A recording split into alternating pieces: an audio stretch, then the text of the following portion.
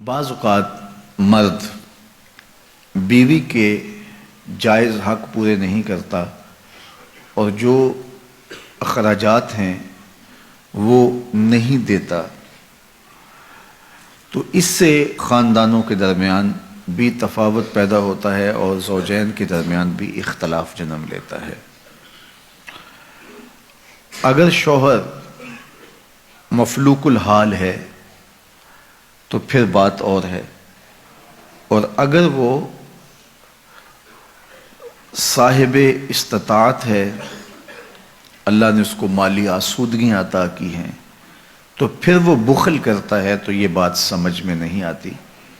یجب علی صاحب المال ان یوسع علی عیالہ،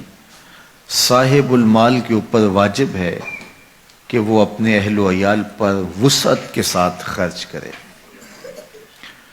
اور یہ معاملہ وہاں زیادہ پیش آتا ہے جہاں ایک آسودہ حال خاندان سے لڑکی کسی دوسرے خاندان میں بیاہی جاتی ہے، اور یہاں آسودگی کے باوجود بخل سے کام لیا جاتا ہے، تو پھر تناؤ پیدا ہوتا ہے اور لڑائی بڑھ جائے تو نوبت طلاق تک بھی پہنچ جاتی ہے۔ دوسری بات یہ کہ جب ہم رشتے طے کر رہے ہوتے ہیں تو ایک دوسرے پر بھرم رکھتے ہیں، جس سے یہ لگ رہا ہوتا ہے کہ یہ بہت سارے صاحب استطاعت ہے۔ جب رشتہ کی بات چل رہی ہوتی ہے تو اس وقت وسعت سے خرچ کر رہے ہوتے ہیں، اور پھر اس کے بعد جب خاتون گھر آ جاتی ہے تو پھر حقیقی چہرہ سامنے آتا ہے اور نقاب اترنے لگتے ہیں، اور پھر پتہ چلتا ہے کہ یہ تو معاملے کچھ اور ہیں۔ تو ایک تو خاتون کو، اس کے خاندان کو دھچکا لگتا ہے کہ انہوں نے ہمیں چہرہ کیا دکھایا تھا اور اندر سے نکلا کیا، اور دوسرا پھر وہ مزید بخل سے جب کام لیتے ہیں تو پھر لڑائی کی نوبت آتی ہے۔ تو میرا خیال ہے کہ جب بھی رشتہ طے کیا جائے تو ساری صورتحال فریقین کے سامنے ہونی چاہیے، تاکہ وہ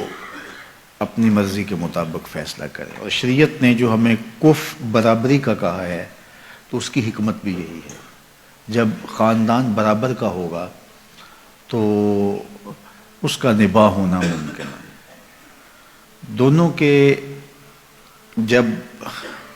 معاشرتی مقام میں فرق ہوگا تو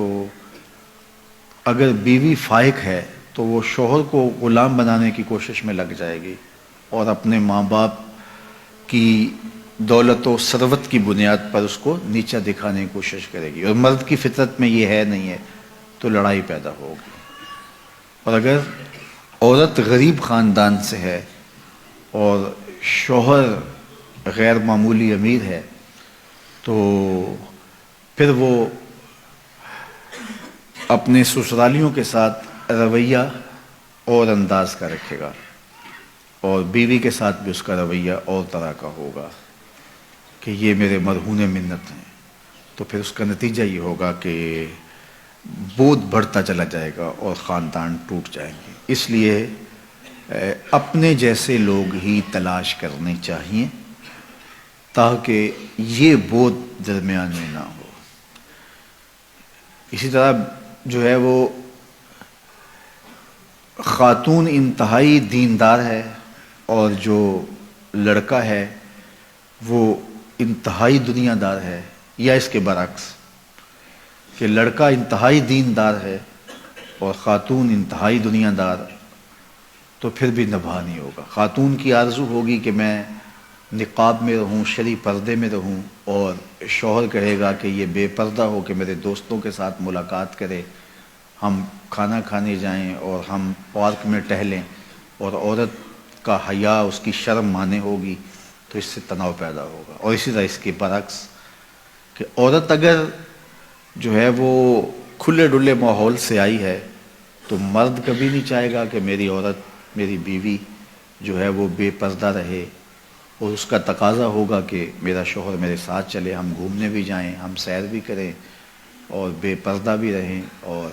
یہ معاملہ پھر دونوں کے درمیان تناؤ کا سبب ہوگا۔ اس لیے کف میں ان ساری چیزوں کا خیال رکھا جائے گا۔ کہ ان کی مالی مطابقت بھی ہو، ان کی ذہنی مطابقت بھی ہو. شرعی اور ذہنی مطابقت ہوگی، تھوڑا بہت فرق جو ہے وہ پاٹ لیا جاتا ہے، لیکن جو زیادہ فرق ہوتے ہیں ان کو دور کرنا مشکل ہوتا ہے، اور یہ تناؤ کا، الجھاؤ کا سبب اور ذریعہ ہوتا ہے.